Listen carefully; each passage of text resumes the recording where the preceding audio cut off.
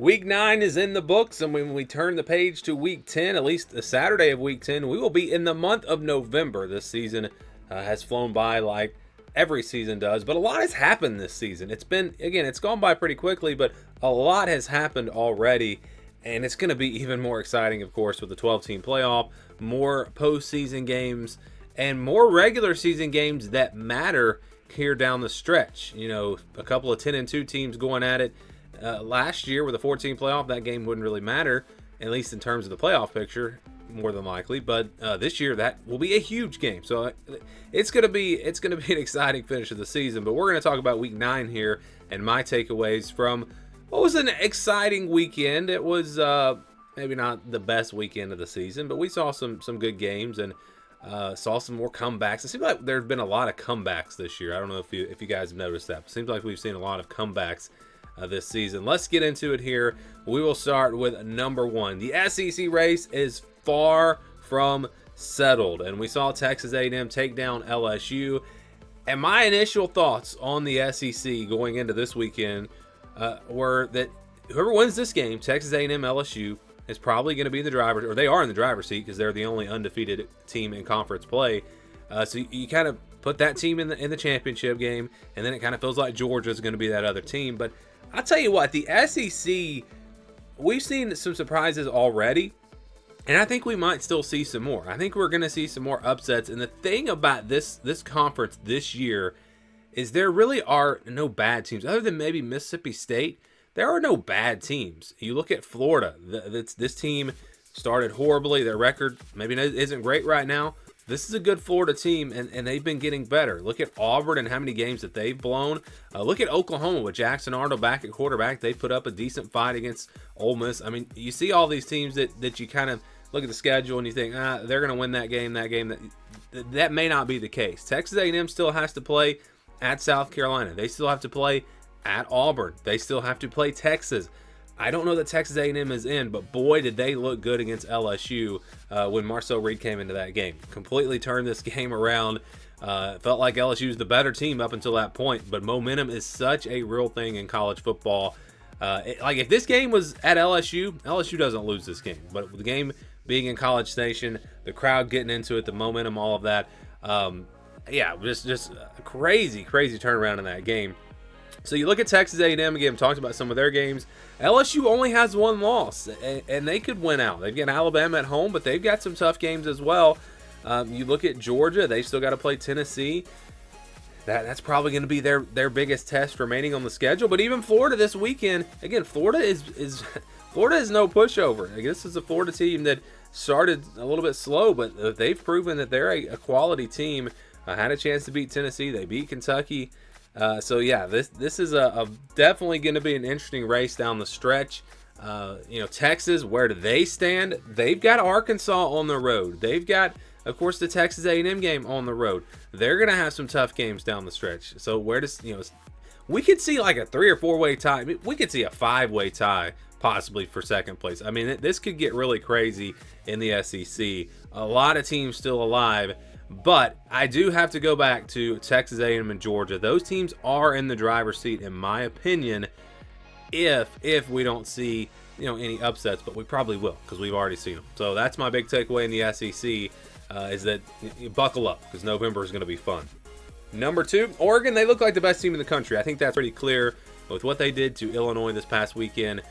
After the big win over Ohio State, a lot of teams will kind of have a little bit of a letdown after that. Well, they look great against Purdue. They look great this week against Illinois. Illinois is a quality team. Yeah, Oregon didn't look great the first couple of games of the season. Had to kind of figure some things out. But now this team is hitting on all strides. Both sides of the ball playing really, really well. This looks like the best team in the country, in my opinion. Does that mean they're going to win it all and they're going to be the best team in January? I don't know. But at this point in the season, I think this is clearly a team that's playing the best. I don't think there's any doubt about that. This is your number 1 team right now. Could they slip up possibly and not make the big, and lose a game? Maybe, but I think they're going to be 12-0. I think they're going to go to the Big Ten championship game undefeated.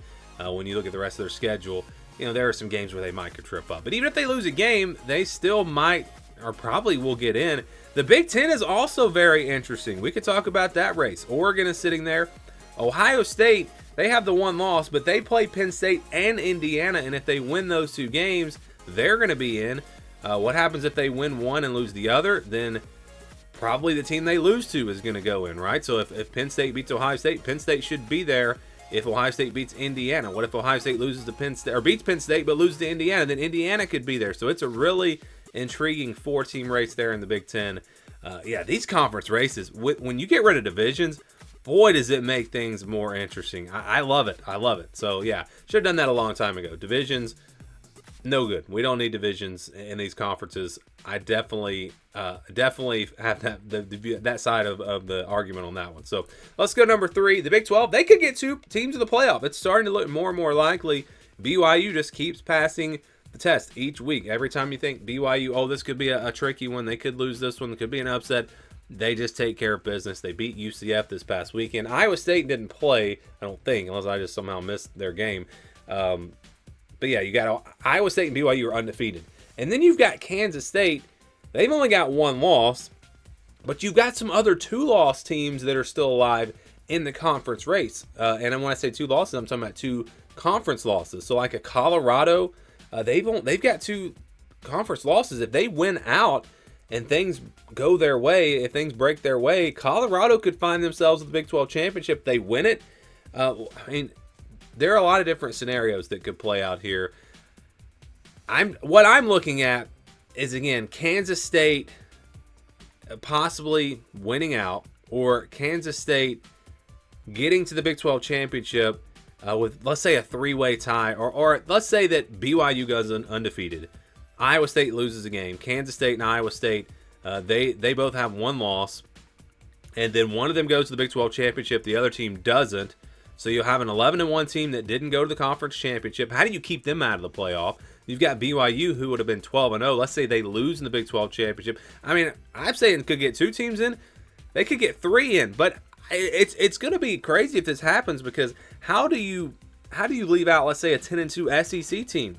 But again, how do you leave out an 11-1 Iowa State team? It's just that there are a lot of different playoff scenarios that could play out here, and we're probably going to break these down as we get a little bit closer, especially once the playoff rankings come out, because I'm always intrigued by all the different scenarios. So if you like that kind of stuff, we'll probably be doing it here on the channel in the month of November.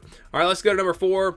Still looking at these conference races in the ACC, a 3-way tie is looking more likely. You've got SMU, you've got Clemson, you've got Miami, and you've got Pittsburgh. So Pittsburgh and SMU will play this weekend. Loser of that game, not necessarily out, because there are a lot of different ways this could go. We could see, let's say we see 3 undefeateds. Let's say that Miami, Clemson, and the winner of SMU Pitt, they all go undefeated in the conference. You've got a 3-way tie that way. Let's say Miami goes undefeated. Let's say SMU beats Pitt, but Pitt beats Clemson. SMU slips up somewhere else. We could have a 3-way tie for 2nd place. So I think that it's almost a guarantee we're going to have a 3-way tie in some fashion, possibly even a 4-way tie between these teams. It starts with Pittsburgh SMU this weekend. That's going to be huge. But again, Pittsburgh plays Clemson. If they win that game, they may not have to beat SMU. Or maybe that knocks both Pittsburgh and Clemson out. We get SMU Miami in the ACC championship. I mean, there are so many different ways this could go, and that's really the big takeaway here is that conference races are more exciting than they ever have been, because we've gotten rid of divisions, and it's just making it crazy in all these conferences. And we're going to see, I feel like, and that's my final takeaway, we're going to see at least one 10-2 team left out of the playoff, possibly more than that. And possibly even an 11-1 team left out. And when I say, I'm just talking about Power 4 teams. So, of course, there's a great shot we see a group of 5 10-2 team left out. But I'm talking about the Power 4 teams. Just talked about it with the Big 12. We could see an 11-1 team left out. We could see multiple 10-2 teams left out. It's really, really going to be fascinating here. And maybe we don't. Maybe we see upsets happen all over the place and it takes care of itself. I don't think so, though. I believe that we will see at least one 10-2 team left out. Again, probably 2 or 3 the way it's looking right now. You look at all the different ways this could go. You know, the SEC, I don't see a 10-2 team getting left out of the SEC. That conference is just so strong and so deep this year. You look at Texas, you'd think, well, Texas loses to Texas A&M. Are they really going to have a good enough resume? Well, now if they beat Arkansas, that's going to be a quality win. Arkansas is better than a lot of people thought. Florida's better than people thought. So there are no teams in the SEC that are going to have a bad resume if they're 10-2. Maybe Missouri. Okay, so Missouri, if they went out and go 10-2, good chance they get left out just because of their schedule. But for the most part, I think all the other teams in the SEC would get in. Then you look at the Big Ten. Would Indiana get in at 10-2 with their schedule? Maybe not. What about Penn State? If they get blown out by Ohio State, are they going to have the resume? And again, you look at all these teams in the ACC and the Big 12. I just don't see any way we don't have at least one Power 4 team that's at least 10-2 getting left out of the playoff. I just don't see that not happening. So you guys can give me your thoughts on this. But like I said, I feel like my whole takeaway video this week was just about the big picture playoff stuff. But as far as what happened on the field, really didn't see anything that surprised me this past weekend. It went about how I expected, maybe a game or two here and there. But yeah, big picture here, it's going to be crazy coming down the stretch, and that's my biggest takeaway from Week 9. Can't wait to see what happens in the month of November. Give me your thoughts on Week 9 down in the comments below.